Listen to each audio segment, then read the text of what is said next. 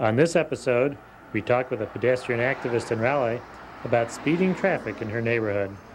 Then we drop in on the Institute for Highway Research and Education to find out about their study of pedestrian needs in North Carolina.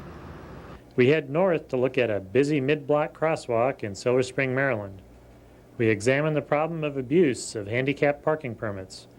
We look at some of the little things that can be a big problem for pedestrians.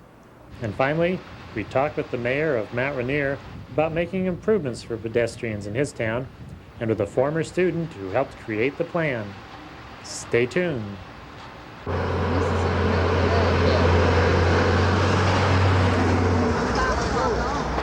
We're talking with Lynn Chapin along Ridge Road in Raleigh, North Carolina. What sort of problems have you had along here? Our main problem here is that we have too many people going too fast in an area, residential area, with 3 schools and 3 churches and 3 after-school programs. It also has a bike lane, and we have bikers that come up and down the road and numerous people who walk up and down our street. And the traffic is just too fast for a 35-mile-per-hour zone. And when you became concerned about this, what did you do? Well, I did not know the ins and outs of talking to the city council or taking some petition to the city council, so I started with a petition of my own that I drew up and then walked up and down Ridge Road, which is 2.5 miles long, and left these petitions on people's mailboxes so they could read it and sign it if they wanted. I had over 120 people sign it, which when it was through, we went to the city council and presented our petition to lower the speed limit by 5 miles an hour. It seems like quite a few petitions, a lot of neighborhood support there. What was the reaction at city council? Well, there was very little concern from the city council because they felt that it was average traffic, it was a connector road, that there were only a certain number of people, I think somewhere around 15%, that went over the speed limit significantly. But it worked out somewhere around 1,300 cars per day that were going over the 35-mile-per-hour speed limit. And what did the police tell you? Can they do anything about that? One of the policemen that came by told me that they could not issue a ticket unless someone was going at least 15 miles an hour over the speed limit, or they would be laughed out of court. Now, I know there are towns in North Carolina where you cannot go 15 miles an hour over the speed limit. What needs to happen? I wish that we could enforce our laws here in Raleigh as well as they enforce them in Cary, our small town right next to Raleigh.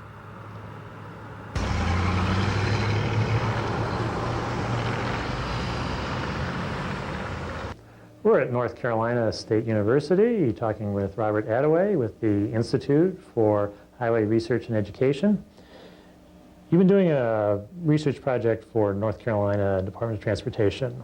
What have you been looking at? We've been looking at pedestrian needs, and particularly the facility needs for pedestrians across the state. Also looking at what the current state is as far as facilities, what problems folks are having with pedestrian-related issues across the state, primarily dealing with traffic engineers, planners, the folks who are actually responsible for building the facilities and installing them for local governments, as well as the DOT. And what sort of problems have people been bringing up that you tend to see frequently? Some of the problems are things like missing links in their sidewalk systems, crossing problems with what types of crossings to use and when to use them, when they need pedestrian signals, when they need crossings, school problems with transporting kids across major arteries, when they need crossing guards, when they need signals or separated walkways in some cases. And you have quite a diversity in North Carolina. You have big cities, small towns, rural areas. What similarities do you see between these areas, and what differences do you see across the state? Well, I think one of the similarities is that there's a heightened awareness of the need to consider pedestrians. We saw that people are asking for more. Every engineer and almost every interview I had, when you ask them, are you seeing more requests, and they all agree, yes, there's a lot more interest. And that was across the board from big cities to small ones. The larger cities were much more, had more problems because there was more pedestrians involved and people were more likely to be asking for things, but you saw it across the board. And you're just finishing up this report. What happens next? Well, as part of this project, we're looking at what everyone said and what their needs were, and we're coming up with a list of ideas for further research, demonstration, some implementation things that the Department of Transportation is going to take and either fund some experimental projects, some further research into particular issues, maybe additional programs, like maybe something for crossing guards, looking at what are the needs for getting kids to school as far as sidewalks, certain areas around schools that should have sidewalks, and a number of projects like that.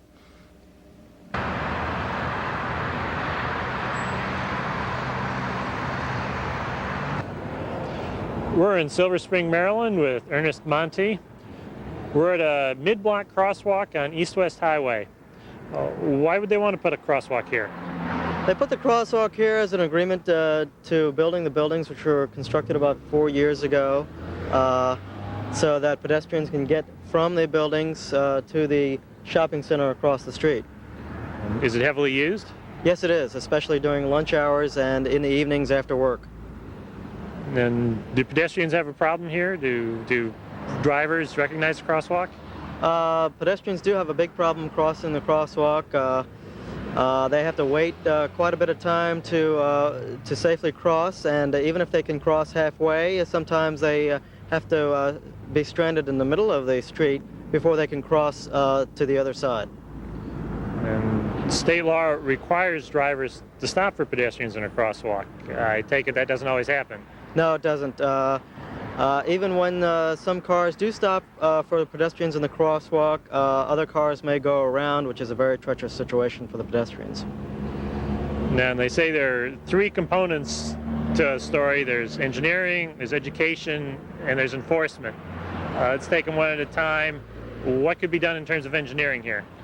There's a couple things that could be done. They could put some traffic control devices, such as stop signs or traffic signals, so that cars would be forced to stop at the pedestrian crosswalk. And the other alternative would be to enforce the crosswalk. Well, that would be enforcement. What's been your story on that? Have you had any luck getting enforcement here? No, I haven't. I've called the police on several occasions, and one time they told me that it was not a crosswalk that was sanctioned by the Department of Transportation. It's painted on the pavement, it's got highway department signs, but it's not sanctioned. That doesn't make any sense to me. I think that was a pretty lame excuse, and on a couple of occasions I've almost been struck, and I've called them, and they told me there's nothing they can do about it since they weren't there to witness it. And now what can be done in terms of education? Does Maryland do anything to educate motorists? No, the only thing I see them do is there's signs which tell motorists of what the law in the state of Maryland is, but as far as education, that's about it.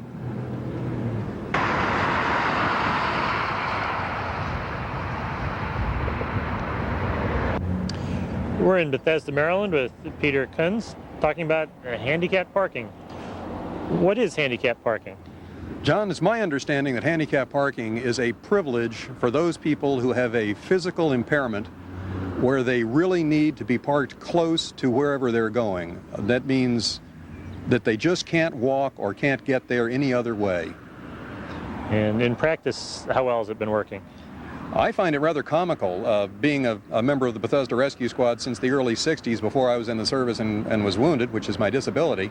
I used to think that handicap parking was exactly that the severely disabled, people with severe mobility impairments parked in handicap, and the elderly that could barely get along.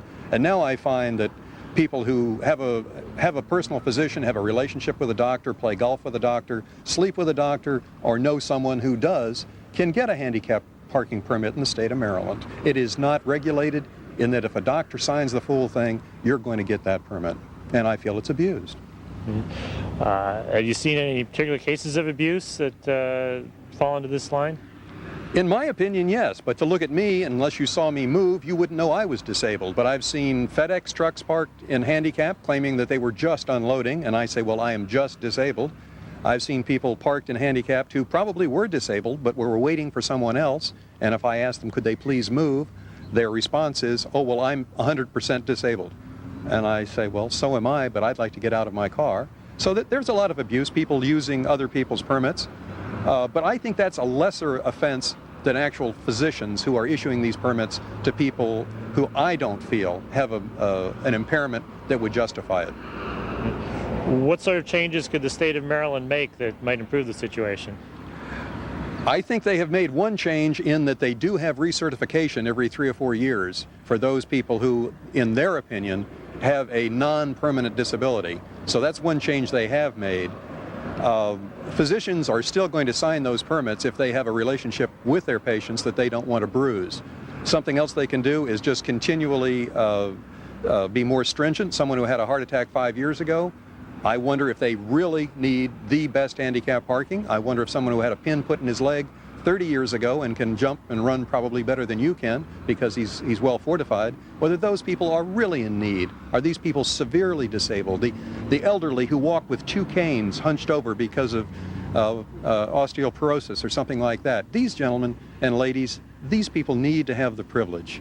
And people such as me, I feel that I need it as well. But I don't feel that people are able to run from that car into that building when it's raining are really physically impaired to the point that they need to have handicap parking. And you mentioned that sometimes it's just impossible to tell from looking at someone whether or not they have a disability. For example, looking at you, you're standing here, we never know you had a disability. Yeah. But you do. Yeah, exactly. People who see me at cocktail parties and things like that, or have known me for a couple of years, they see me standing still, drink in hand, watching my date or somebody wander by, and they say, well, it's awfully nice talking to you, and then I'll waddle away, and they say, oh, God, Peter, what happened to you? How did you hurt your foot? And I said, I didn't hurt my foot. I got one of my legs blown off in the service a number of years ago, and my knee shot on the other side.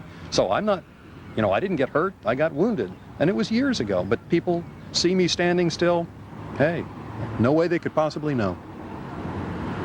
But when I get out of the car and try and walk into that building, or when it's icy or snowing, I sometimes can't even walk even if I'm in a handicapped place. So the hidden disability concept, I question that. I have a hidden disability because I have a prosthesis. I have my clothes on, hopefully.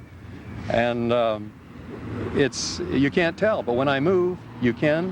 When I need the privilege of parking in a handicapped spot, I really need it. I don't have the option, if it's raining or snowing, of saying, whoops, let me run into the building.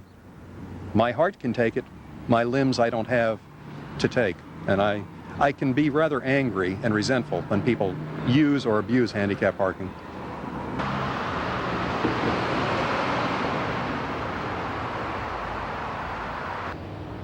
Sometimes it's the little things that can make all the difference for pedestrians. We're in Montgomery County, Maryland. A ramp from the Capitol Beltway stops at a signal before turning onto Connecticut Avenue. Highway Department has painted a stop line here, as they should. Problem is, it's only a foot from the curb. Ideally, common sense would have told them to put it back maybe 10 feet to allow space for pedestrians here. The Manual of Uniform Traffic Control Devices says the stop line should be a minimum of 4 and a maximum of 30 feet back. They violated their own standards. It would have cost nothing for the Highway Department to put the line in the right place to begin with. The highway painting crew needs to take a remedial course in pedestrian-friendly design.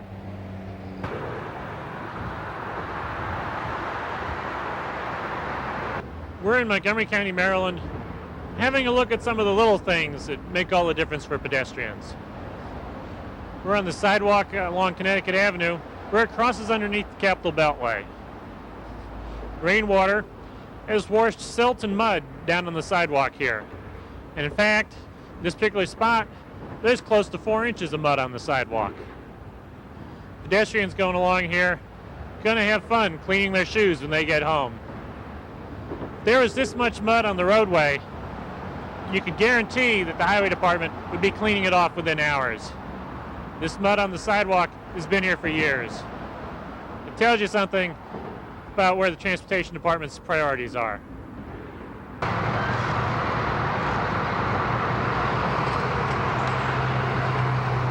We're talking with Fred Sassine, who's mayor of Mount Rainier, Maryland.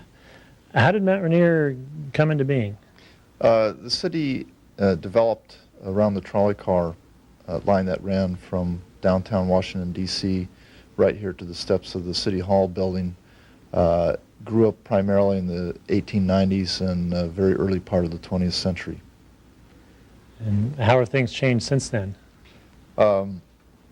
Many of the seniors that I've talked to have told me how pedestrian-friendly the town used to be in the old days and how people walked everywhere in the city, whether there was a yard sale or a community event or whatever. But it's pretty clear that since the 1950s, anyway, with the growing use of automobiles, there's been a real change, particularly in the character of the downtown town center business area. Whereas you had a trolley car connection here and people walking to connect with it originally, now you have a heavy throughput of automobile and truck traffic, much heavier traffic than it used to have previous to those days. And I guess a combination of events around the 1950s, early 1960s, with the advent of the automobile, kind of crowded out the trolley system. It finally closed down, and we were left only with the automobile and truck traffic. And from what I can tell, there has been a change in the character of the town center business area that's accompanied that change in the transportation system. There's been increased paved areas for the automobile and traffic, and also the trolley system was replaced with kind of a bus connection system here, and that required also additional paving of area that was originally either green space or otherwise designated for pedestrians and even used for community events. So on the whole, you have less area for pedestrians, and the whole character of the area feels much less safe now because of the speed and volume, very heavy volume of the traffic through here. When did Mount Rainier realize that it had to do something? Somewhere in the late 1980s, we decided that we needed an overhaul of the commercial area in general, and we also recognized that the city had a lot of historic aspects. So we established a National Historic District here early in 1980s, and in addition to that, we recognized that there were several barriers here for pedestrians to make use of businesses that are here, and also to make use of public institutions here, like City Hall and the library. And so we've been trying to find ways to not only beautify and make the town center area look more like a place that was desirable to walk in and walk through, but also to make it physically safer to do that as well. And although we've been working on the plans for several years, we're just now starting to get to the physical implementation and construction projects that are allowing this major transformation or change to take place. One example recently is the construction of what you call sidewalk extenders or peninsulas that we're using to shorten the crossing distance for people to get across Rhode Island Avenue, which is the main arterial through the business area. We're also hoping, in working with the State Highway Administration, to do some other things in terms of improving the signalization for pedestrian crossing and keeping it from competing with left turn traffic and also trying to extend the amount of time that's allowed for pedestrians to cross. Some of the design work that we've benefited from the University of Maryland class that came out about a year ago, and in particular one of the students that's followed up with us, Kelly Fleming, has added several additional aspects that we're now trying to negotiate with the State Highway Administration and Maryland Department of Transportation to fully conceptualize and implement, and that includes several items, including additional crossing areas, more extensions of sidewalks, narrowing of some of the streets that access this intersection, and also as a focal point, the creation of a roundabout or traffic circle that would have several benefits, including slowing the heavy traffic throughput to make it safer, and that is to make it safer not only for pedestrians but also safer for traffic. And the roundabout goes hand in hand with and complements the sidewalk extenders that we've planned and started to construct already by completing a kind of a circuit for pedestrians to be able to more easily negotiate crossings at several points along Rhode Island Avenue and the other interconnecting streets in this area. And the roundabout would be in addition to the existing traffic signals? Yes, in fact, that gets into the heart of some of the debate and discussion we're having with the Maryland Department of Transportation, in particular some of the traffic engineers.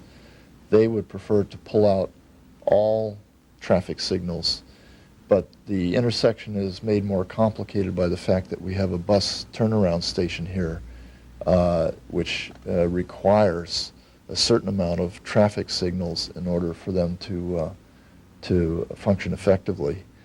And also I think we've heard concerns from the community that a certain amount of signalization remain in place in order to ensure that there is safe crossing for pedestrians. So we're trying very hard to think about this from both sides and to find a solution that both satisfies the traffic engineers and also the community.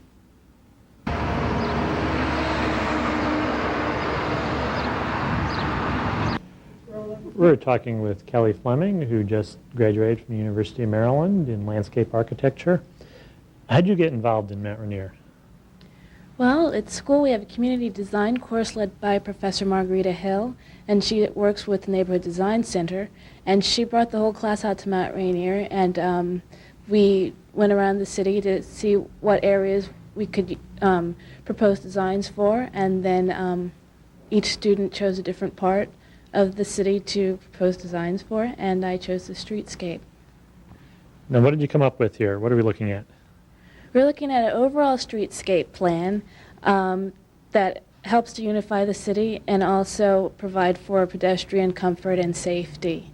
As it stands, the Rhode Island Avenue is traffic flows very quickly, and that's partially due to the fact that there are no visual impediments. Traffic has the go-ahead to speed straight through.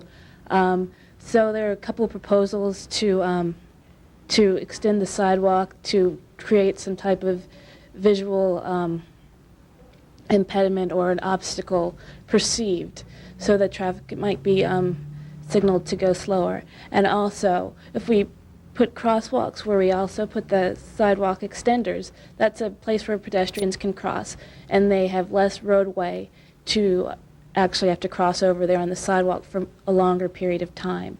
And the fact that the sidewalk is raised, they have more protection from traffic when they cross at those places. With a wide road like this, I imagine shortening that distance would be pretty important for pedestrians. It's very important, and also it needs to be brought back to the pedestrians. The pedestrians need to reclaim this space, so it's not just for cars anymore, because the street's a place for everyone. And can you point out to us here some of the features on this overall plan here? The overall streetscape is, it contains street trees, which the city has planted actually some of the street trees already. But the street trees provide safety. It provides a buffer from the cars along the edges of the sidewalk. They also provide shade, cover for pedestrians, and they also provide some type of visual interest, break up the monotony of the street. Also, in certain areas, there are also the sidewalk extenders, which I mentioned, and at these places would be crosswalks, and different bricked areas actually create a unity on the street and also provide visual interest for the pedestrians. Also, we would like to see pedestrians have a place where they can gather, so different places or sitting areas that we proposed where this is actually a street that's been blocked off by planters. We proposed that the street actually be bricked in and become a plaza just for pedestrians. And also here is the entrance to Mount Rainier from Washington, D.C., and then it also serves as a bus stop. And we propose to extend that area so it's wider for pedestrians to sit and actually provide benches for them. You know, for years, people were doing basically nothing for pedestrians here. Have landscape architects become more aware of the importance of pedestrians in recent decades? I think landscape architects have always been aware of the importance of pedestrians. What's happening is that that we're beginning to convince highway officials and traffic engineers about the importance of pedestrians. It's becoming more of an issue as more people speak out about the damages and the conflict that arises with increased automobile use. So now landscape architects are becoming more of a part in helping to create places where pedestrians can have more safety and more comfort.